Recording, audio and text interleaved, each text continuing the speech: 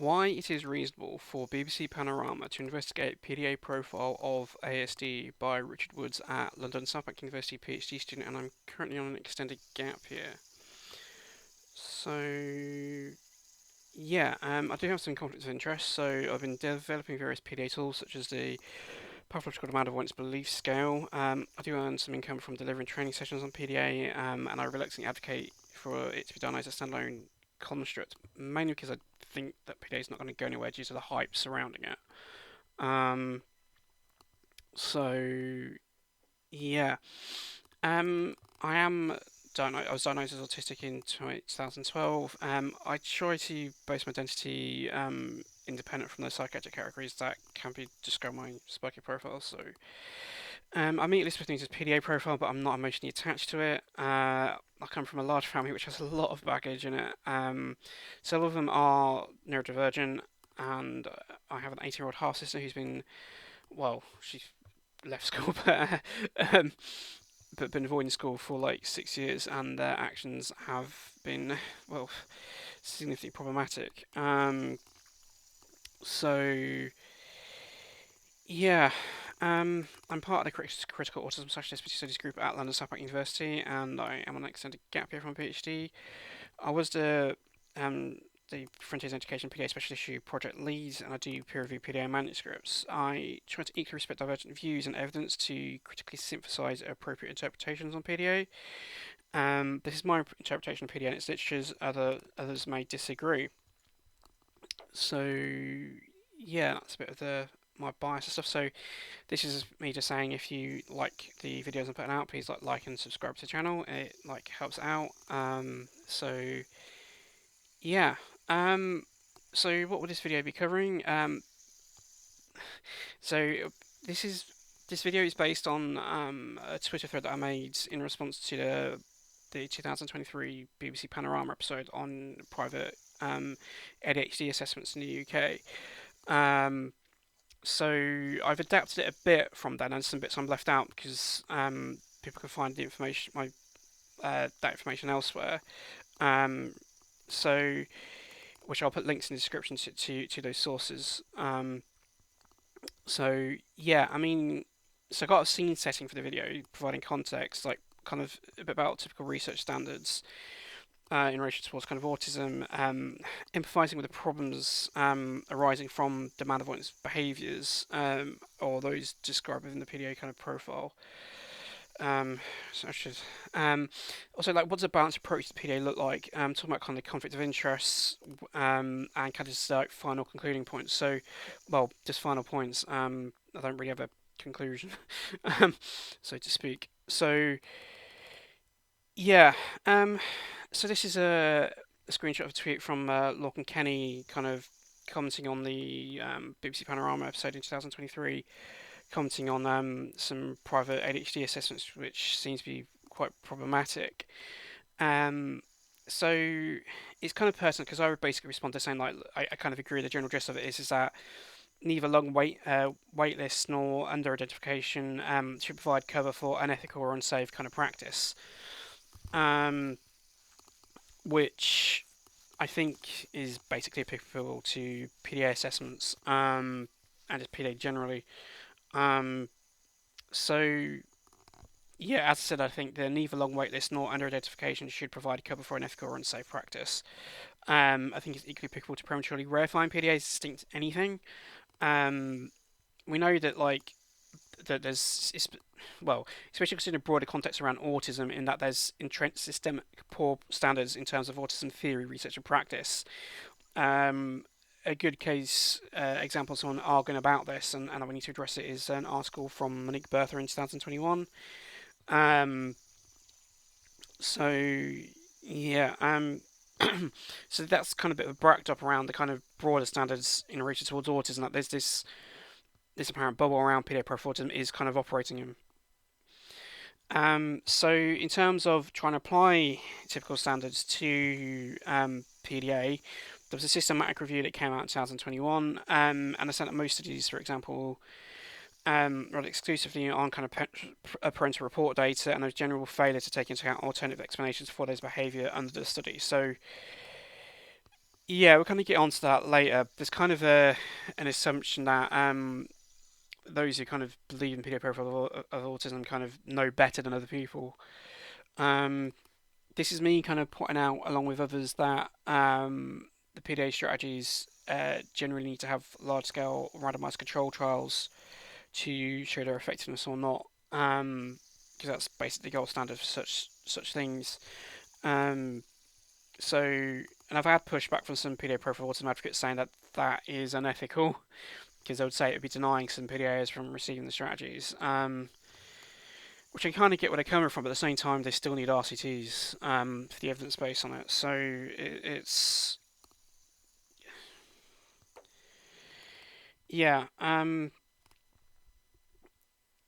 So kind of more recently, kind of there's kind of been an attempt to kind of split rational demand avoidance from pathological demand avoidance, and I've kind of made a separate video and talk on that issue. So rational demand avoidance was proposed to kind of highlight there can be good reasons for people to express demand avoidant features. It was proposed by me, first by Damien Milton, then by myself in 2017, just in 2019 time. So yeah, more recently, kind of, it's been suggested that rational demand avoidance should be applied to describe a group of children and young persons who start to express PDA features, usually due to specific environmental triggers. So, and it's later on been suggested to say that illogical demand avoidance is representative of PDA, and therefore rational demand avoidance is representative of non-PDA demand avoidance.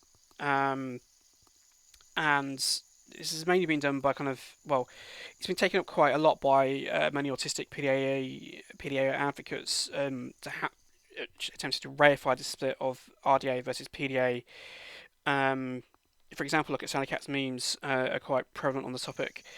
I would argue this has created a false dichotomy of rational demand avoidance representing non-PDA versus like irrational demand avoidance representing PDA. I don't think this split holds up, and I think it seems to be largely created due to circular processes and people's biases.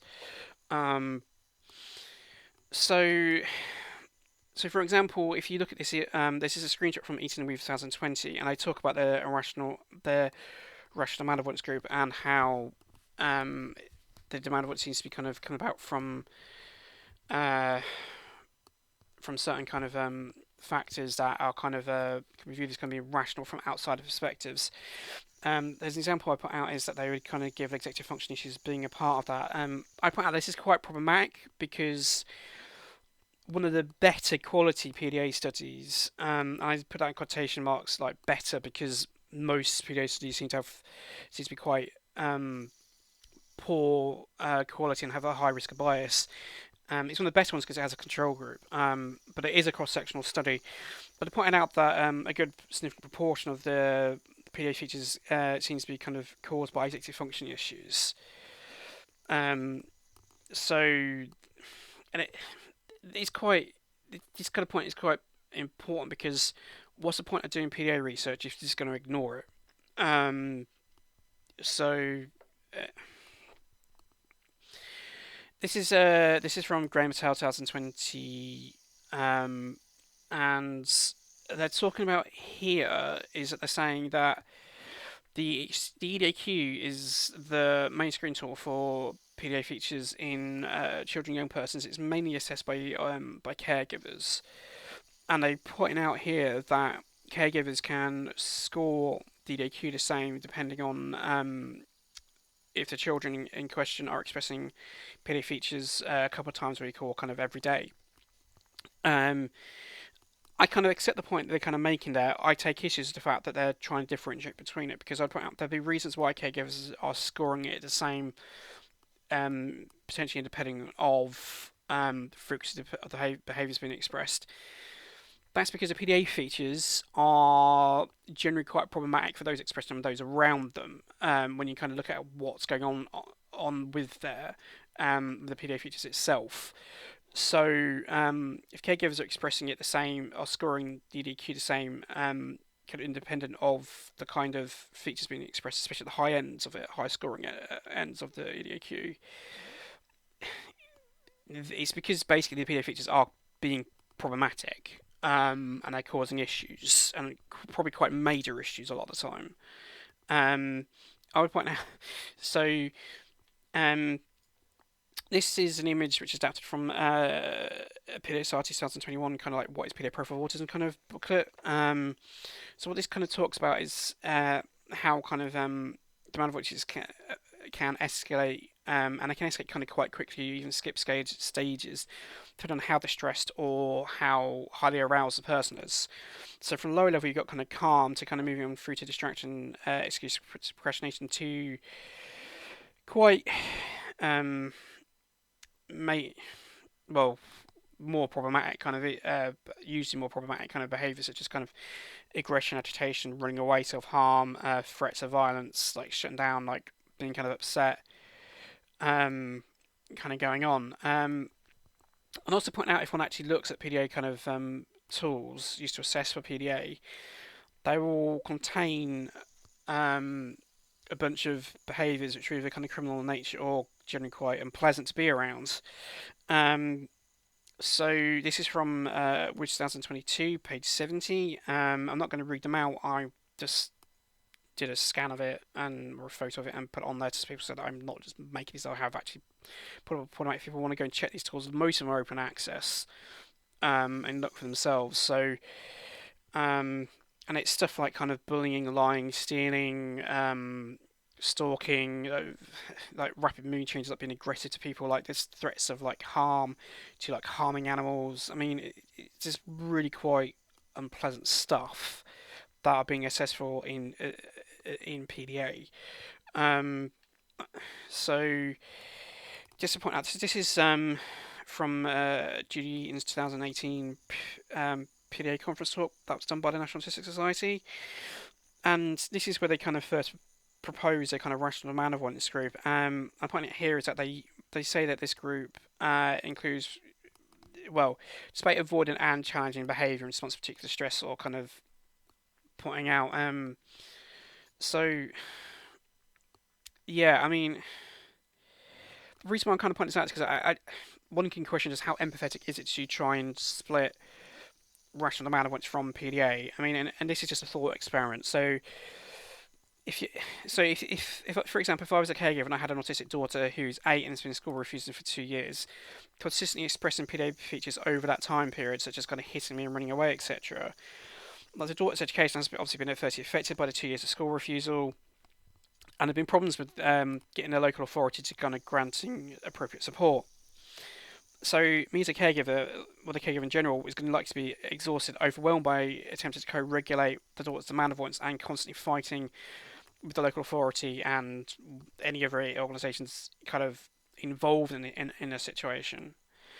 So, for example, private clinic uses helpful psychology kind of PDA definitions, assesses the daughter for PDA, and they come out and say that the PDA is then diagnosed as kind of rational demand avoidance. It's like, is that caregiver like you're going to be happy or kind of grateful for the daughter's difficulties being called rational demand avoidance? Like, is a caregiver going to be happy and grateful for their own tribulations over those 2 years to be validated with, and their daughters to be validated with rational demand avoidance?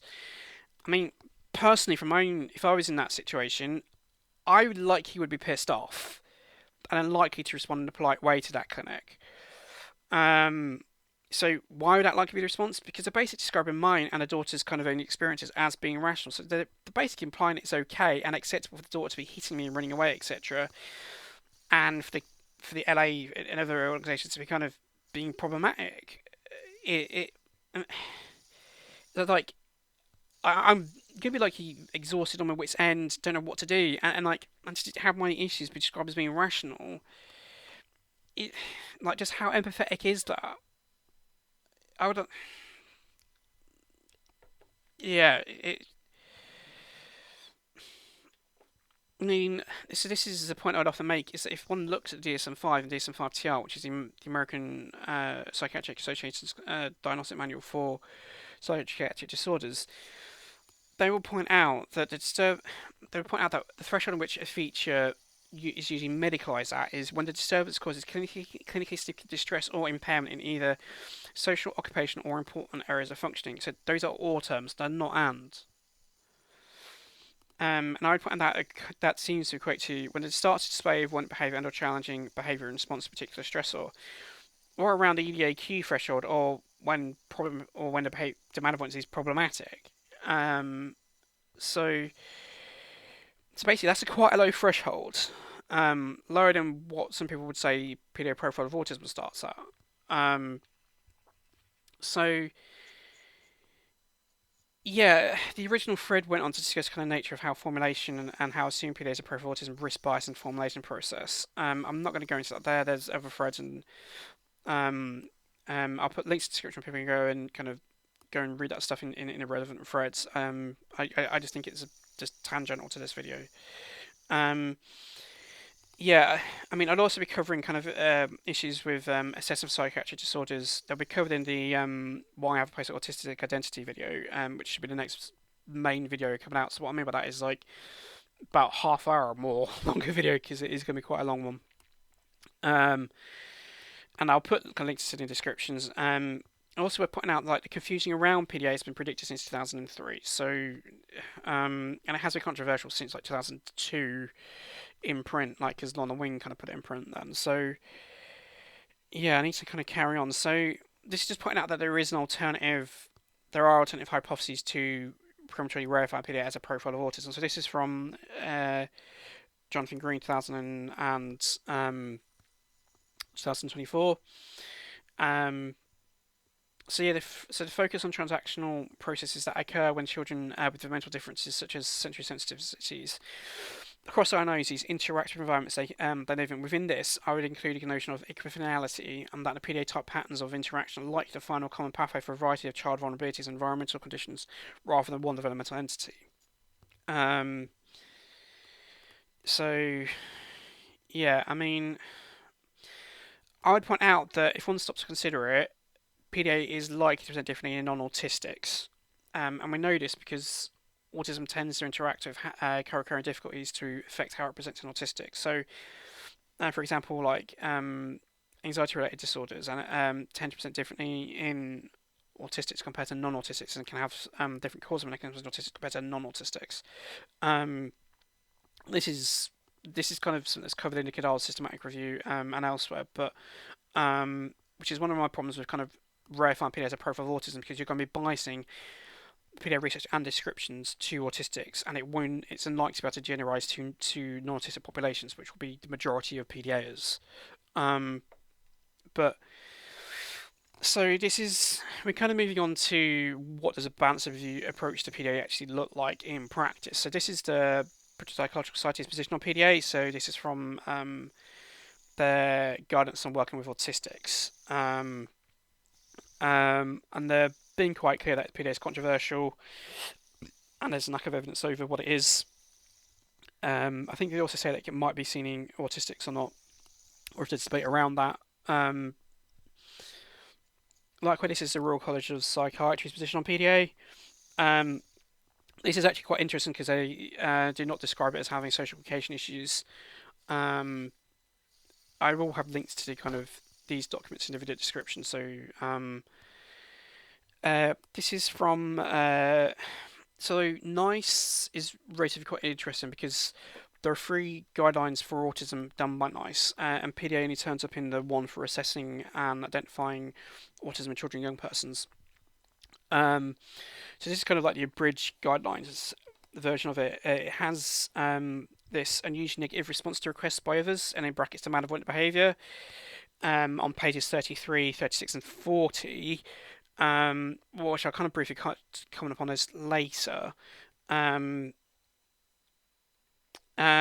Also, in the appendix to the full guidance for assessment for autism in children and young persons, Appendix K, they say that PDA can be described as oppositional defiant disorder, at least the oppositional behaviours can be. So, and this is where PDA is described in the ODD kind of entry on in section K section K of the appendix, or Appendix K, sorry, kind of massacring that. So, more recently, in 2020, 2021, NICE did a review of evidence for its guidelines on autism, and they again concluded that there was no evidence to kind of justify updating its position on PDA. Again, they said that some people, some type of experts, considered the PDA to be suitably described by existing, currently accepted kind of difficulties and psychiatric kind of categories, such as ADHD and oppositional defiant disorder. Um, yeah, very mixed would be an understatement. I kind of getting on. So this is again specifically from that nice review of evidence of for autism for in relation to updating its guidelines.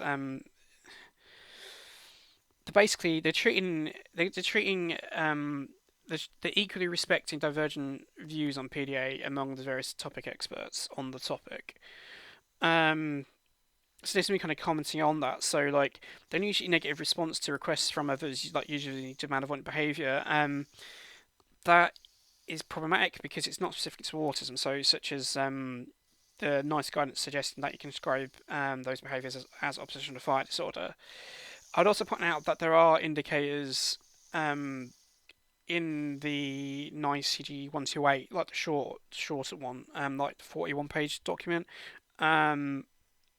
that contradict PDA clinical descriptions, so such as like around kind of how autism is meant to have deficits in eye contact, and I'm putting deficits in quotation marks, versus like making eye contact to PDA, and like how PDA has or often can have kind of role play and and kind of good social imagination, kind of role playing, pretend kind of and imagination features. Like autistics are meant to have deficits in those kind of areas. So yeah, it's not straightforward to say that PDA Profile of Autism is covered by various clinical guidelines, or even by the NICE guidelines. I'd also point out that demand avoidance is not a core feature of autism. Sorry, that should be that references the DSM-5. I forgot to change that, but the DSM-5 is referenced. So there's also an issue of the fact that PDA Profile itself is meant to be more than just demand avoidance features. So it's meant to be described as demand avoidance plus other things like social communication issues and impulsivity, and so it's more than just demand avoidance. It's not. And also, when you look at things like impulsivity, they will tend to be covered by things like ADHD. There's also a bit of an issue in terms of that the DSM-5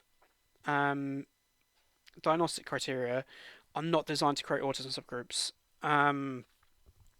which is quite problematic. So one can argue that I don't really get into it. It's just one can take issues over if people should be attempting to make PDA Profile of Autism, or as I've mentioned out that like PDA is controversial and there are many competing hypotheses to what PDA could be. There's also a bigger issue in terms of the fact there are multiple PDA behaviour profiles in print with a diverse wording and kind of clinical interpretations. Some, for example, are more autism-like than others. And if you look at my Woods 2022 book chapter, I describe how PDA clinical descriptions have changed over time to become autism-like and to remove and how certain autism, so how certain PDA traits clinical descriptions have removed connotations that suggest that PDA is not autism. I'd also point out that if one accepts PDA to developmental nature, it can be diagnosed as a separate neurodevelopmental disorder from autism. For example, there are PDA profiles that do that. There are PDA tools that can be used to do that. There is enough cases in PDA literature of this happening, and there is diagnostic coding within the DSM-5, DSM-5-TR that allow for standalone neurodevelopmental disorders. I think the one I suggest tends to be neurodevelopmental disorder, otherwise specified, because you can specify with the formulation how that person meets PDA profile as a neurodevelopmental disorder separate from autism within that. There's also the big elephant in the room in terms of we don't know if PDA should be in the diagnostic manuals, and we don't know where it would fit within those diagnostic manuals.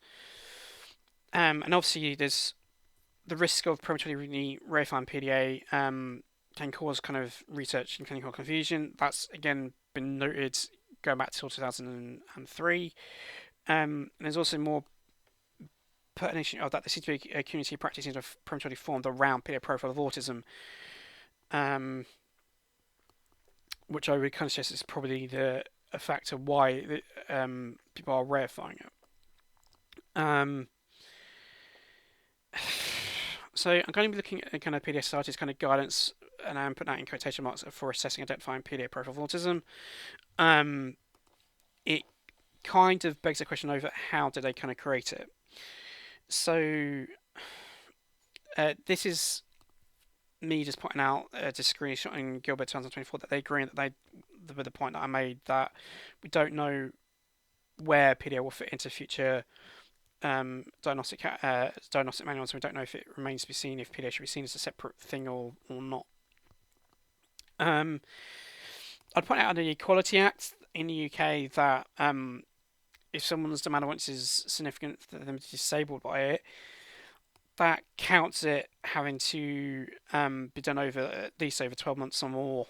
And it must be substantial. It must be more than minor or trivial. For example, it must take much longer than it usually would to complete a daily task like getting dressed and stuff. So one could question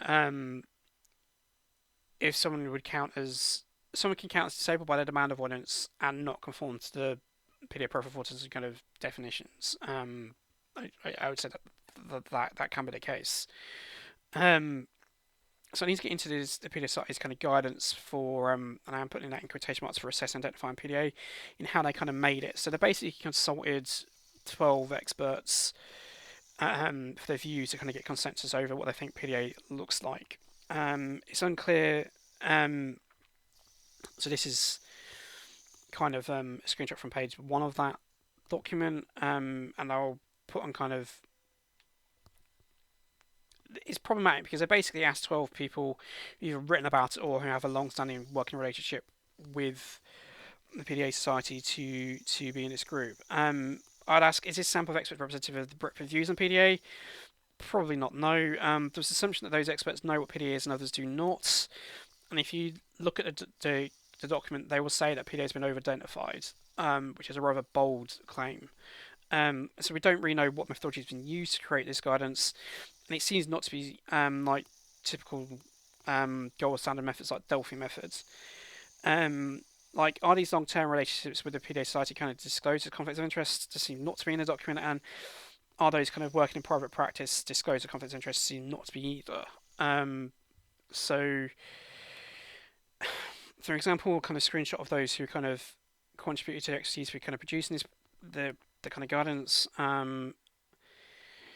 And these are kind of the backgrounds for it, like from Appendix 3 of that document. It's over 2 pages, 26 and 23. I will be putting a link to the description to this document so people can go away and independently check this if they want. And this is just a quick table just going, are there descriptions kind of saying they're based in independent practice or private practice? And 11 of those 12 experts do seem to be. So why does this matter? Because they should be disclosing the conflict of interest. So this is from a notice of corrections from announced in E 2021, which is around conflict of interest and kind of what should be disclosed as such. So kind of just begs the question: does the PDA Society or the experts contributing to this guidance stand to benefit from the guidance? One can look at the kind of impact of that guidance. For example, is it being referenced in kind of PDA literature or elsewhere? I've not done a more recent one. I've just adapted what I used in the 2023 Twitter thread. So this is a screenshot of Doyle and Kenny, 2023, and they notice that the PDA Society has produced guidance on it, and they have referenced it. So there's the in-text citation, and here's the actual screenshot of the reference. I'm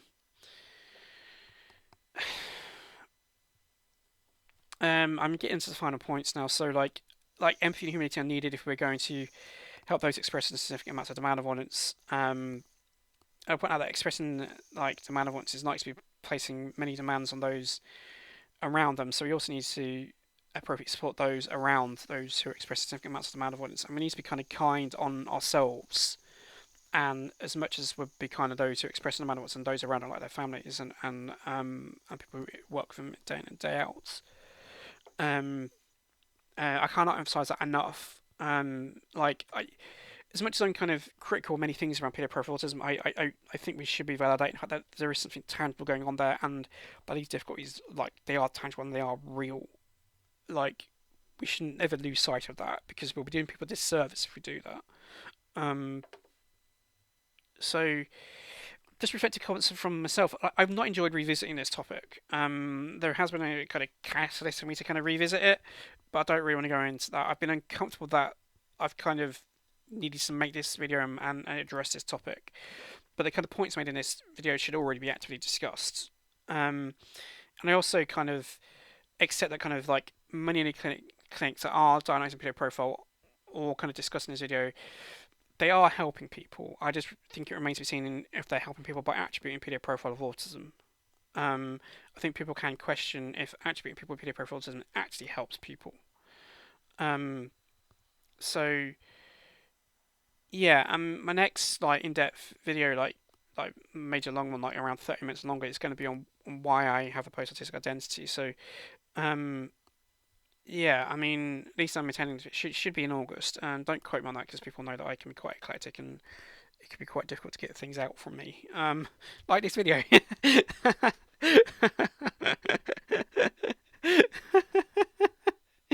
um, so yeah, I know that I'm probably going to get a lot of pushback from this video. I mean, I likely will get even more abuse from certain people. So I'm going to be my response to this will be asking this question like, who's benefiting from upholding and propagating PDA profile of autism?